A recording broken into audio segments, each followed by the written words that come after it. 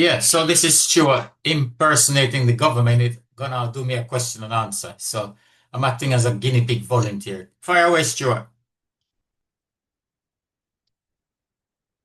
Run this part. Yeah, right. Oh, something doesn't stack up here. So let me ask you these questions. Mm-hmm. As an electorate, you're an electorate. Is that not so? So you're talking to the government, right? MP or somebody. Yeah. Yeah, so yes, Yes. I'm an electorate. Yeah, yeah, yeah. So the public are an electorate. Mm-hmm. They are also the beneficiary. Yeah. Therefore, that makes you, as a governance, the trustee of the estate in trust and as fiduciary agent. Is that correct? You're not supposed to know that, but yeah, it's correct. Right. Therefore, if that's correct, and you are liable for all monetary considerations, having done a search on the net, Right. I said, how much purchasing power has £10,000 lost since 1971? And AI said, it depends somewhat on which inflation index you use, but a reasonable estimate is £10,000 in 1971 would have the equivalent purchasing power of £180,600 today. So in other words, £10,000 has lost about 94 to 95% of its purchasing power since then. Therefore, if you are the fiduciary agent liable for that, how do you propose to compensate me for my losses? First thing, you're not supposed to know that. It's a hidden tax that we levy on you through inflation by printing lots and lots of money and make you think that money's got a value, but it's going to zero. Every fiat money that ever been invented in history has always 100% gone to zero. Like the Japanese yen is heading that way. The Argentina pound just went that way. It's of law, the acuity, okay? Okay. Income is classed as earned consideration. Okay. Real money is gold or silver. Okay. Fiat currency is debt currency. Mm-hmm. A promissory note, fiat currency, is a promissory note, a means of exchange, not money. Okay. Promissory notes can be utilised to settle offsets, Lord Denning, bills of exchange. Debt currency, a debt cannot be paid with debt currency, fiat, as it increases the national debt, bills of exchange. Right. Tax-free inheritances are not classed as income, savings, or investments, nor are they subject to stealth taxes or encumbrances. Right. Right? They effectively considerations are any acceptable commodity or favour of acceptable value in exchange for goods or services. Okay. Allowance is not subject to tax, currently at 12,570. Right. Entitlements are not income and a statutory mandate. Benefits are for those in dependents. Pension credits are for those under the minimum pension. Means tested is for those on UC with income. Housing benefit is for those with low income whose entitlements would take them under the threshold of the cost of living and into destitution by having to pay rent. Okay. Change of circumstances is defined as what? Marriage, death, bereavement, childbirth, house move, children, or a scratch card win. Okay. Council are public servants, Mm-hmm. trustees of a service organisation Right. not for commercial profit. MPs are trustees and cannot represent as fictional corporations or abscond under impunity. A trustee cannot make claims upon a beneficiary. Right. A democratic government cannot transfer any capital A authority, lower A authority into the private. Governance, complicit in culpable contempt of the law, has no authority to administer it. National governance cannot usurp more power of office than it was granted by the people. International law supersedes national law. A government in contempt of treaty or declarations invalidates its own locus standi. A party not born on the land cannot hold public office under the Bill of Rights 1689. You went to prison for that one, didn't you? Socio-economic and age discrimination are violations of equity. A charity or educational religious organization cannot be involved with politics. Trespass into the private is a violation of the right to a private life under ECHR is ultra vires. Trespass over an easement initiates to be answered before any further claims can be brought forth. Depriving another of valuable considerations is a violation of the reinstated Larceny Act 1916. Contradiction of laws and or statutes cancel each other out. Law and statute cannot be utilised retroactively, only then for now onwards, not now for then. Laws or statutes presented in the Commons or House of Lords cannot be utilised until after ratification.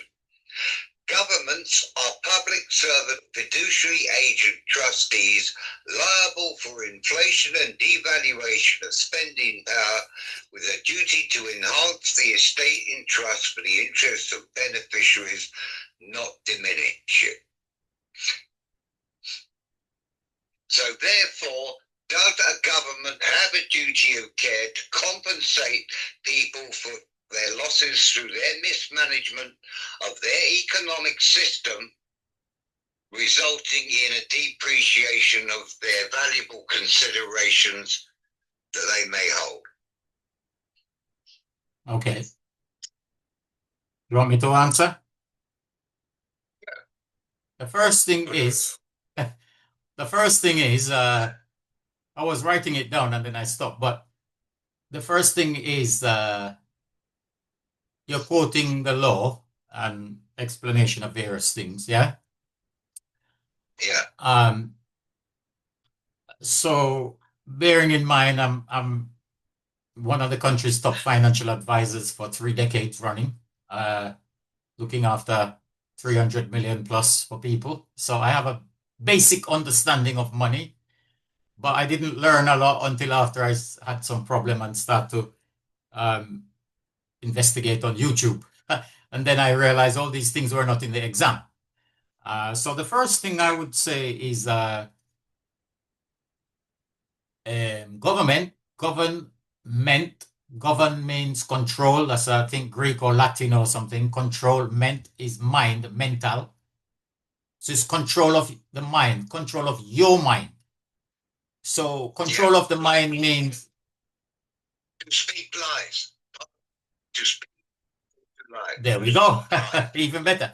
So they must have 2 sides to the coin. One side which they educate the public by the media that this is how it is. We're here to help you and do good and all that. On the other side, which none of us is meant to see, unless you're in their circle, is that they're mafia, they're skullduggery, they're there to sell out what they can for bribes, like we're seeing with Keir Starmer now. And so that's the 2 sides of the coin. So therefore, what you're telling me is the law, the thing they sell us, to make us believe this is how things run. But what it reveals, why none of it works, is because they're not really there for that. Integrity. None of it is built on integrity, my friend. You have enough personal experience, Stuart. You have enough. Says, Oh, you keep talking about the law. There is no law. This is mafia.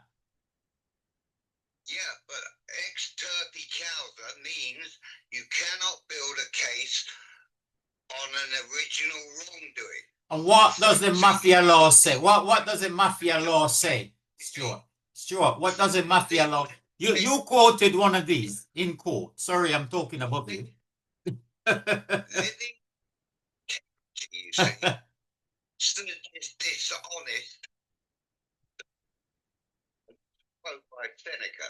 But how can you make a mafia live by integrity, my friend?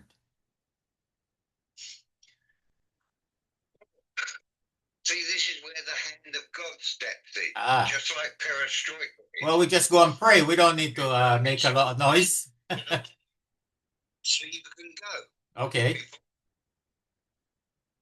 So, don't want to be part of it. Why do you think they brought in the Online Safety Act? Whose safety you think they're looking after? They're looking after their own mafia safety.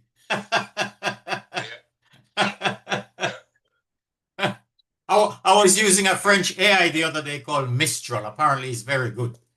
And it's free. And it says you need to provide a credit card credit card verification. That's what we are here. I'm telling you. So they're gonna use all this data and for your everything they do is for your safety, right? So that's my answer, Stuart. All what you're telling me, you told a judge, a foreign judge, and I'm a foreigner myself originally, so I got no axe to grind, but you told him that a man born in the land, according to Vattel's law, cannot hold public office, right? Right. And you ended up in prison for doing that, for saying that. Yeah. So where is the law? Where does the law? Hang on, my friend. That's the flip side of the mafia law. You experience the real law, which is the mafia law. Do you get it? Technically, I was locked in the Tower of London. Okay. Because it was classed as quasi-criminal. It's either criminal or not. It's not quasi nothing. Yeah. You didn't do any commit a crime. Yeah. You were helping Mr. Bada, and Mr. Bada's case was fake, and they didn't investigate that part of it. The bottom line is, you see, despite the fact that I asked the judicial chair 4 times to convene a court, and he told me to shut up. And then he was going to call the police if I didn't. And I told him to call the police, and he ran out. And I then went to the front of the court and dismissed the case. Him claiming he heard it. Well, how could he hear it if he was 20 foot behind a fire door? Because then he'd obviously listened to the transcripts. And when the transcripts came back to me, they'd been altered. Right, and I found that out because I checked the digits on the audio recording and against the written transcript. And not only that, another friend of mine who had been up in front of this judge had also had her transcripts altered. And then thereafter, what came out in the press that was this particular group or tribe of people got busted for defrauding the legal aid for 12.6 million. That's from the Harrow Crown. That's from the Harrow Crown Court where my fake case was, right? Harrow. I remember that case. That. But you know what, Stuart? You were dismissing a case. There was no freaking case.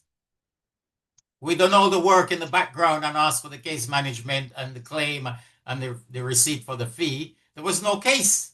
Yeah. You're make-believe, Yeah. you are simulated. That's what I'm saying. Control of the mind. As long as you can't dismiss a case that don't exist. Yeah. So can we end it there? I'm gonna end the recording.